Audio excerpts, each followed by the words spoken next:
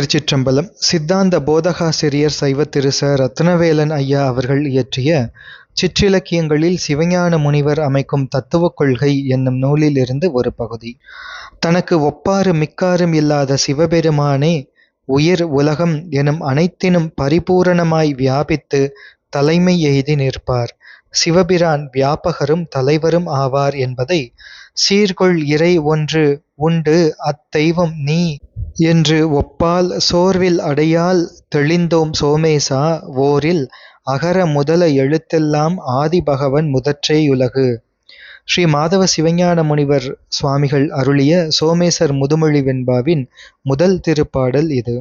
இப்பாடலில் 2 கோள் நிறுவப்பட்டன. சீர்கொள் இறை ஒன்று உண்டு அவ்விறை சிவபெருமானே என்பன அந்த 2 ஆகும்.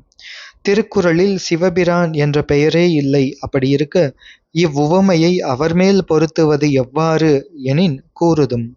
அகரம் எல்லா சொற்களுக்கும் மூலமாதலாலும் பிரமம் எல்லா பொருளுக்கும் மூலம் ஆதலாலும் அ என்று பரபிரம்மத்திற்கும் பெயர் என்பது வாமன புராண வாக்கு.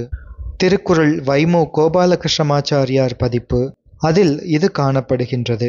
பிரம்மமாவது யாது எனின் எங்கிருந்து எவ்வுயிர்களெல்லாம் தோன்றினவோ தோன்றி எதனால் வாழ்கின்றனவோ பிரிந்து எதன்கண் ஒடுங்குமோ அதனை அறிய விரும்பு அது பிரம்மம் என்பது தைத்திரீயம் என்ற சுருதியால் பிரம்மமானது இது என்று புலனாயிற்று.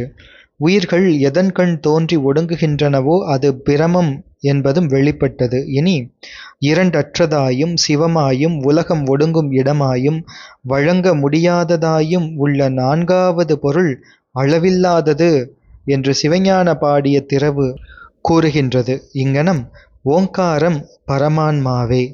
எவன் எவன் இங்ஙனம் அறிகின்றானோ அவனவன் திருவருளால் பரமான்மாவை அடைகின்றான் என்பது மாண்டூக்கிய உபநிடதத்தின் 12ஆம் மந்திரம். எனவே அ என்பது பிரம்மம், பிரம்மம் என்பது சிவன் என்பது ஆயிற்று. அதனை திருக்குறள் பகவன் என்ற பெயரால் கூறிற்று. பகவன் என்ற பெயர் சிவபிரானுக்கே உரியது என்பதனை சைவ சமய ஸ்தாபனம் செய்தருளிய ஸ்ரீ ஹரதத்த சிவாச்சாரியார் அருளிய சுருதி சூக்த மாலை என்ற வடமொழி நூலில் நன்கு நிறுவியுள்ளார். திருக்குறள் ஆசிரியர் பகவன் என வாளா கூறாது ஆதி என்ற சோர்வில் அடையால் கூறினார். ஐஸ்வர்யம், வீரியம், புகழ், திரு, ஞானம், வைராகியம் எனும் 6க்கும் பகம் என்னும் பெயர் உண்மையால் பகம் என்பதற்கு இவ்வாறு குணங்களை உடையவன் என்பது பொருள் என்றார் யாழ்ப்பாணத்து நல்லூர் ஸ்ரீ ஆறுமுக நாவலர் அவர்கள். ஆதி பகவன் என்ற தொடரில் உள்ள ஆதி என்பது இறைமை குணங்கள் இலராய பிற சமயத்து கடவுளர் தொகுதியை விளக்க வந்த அடை.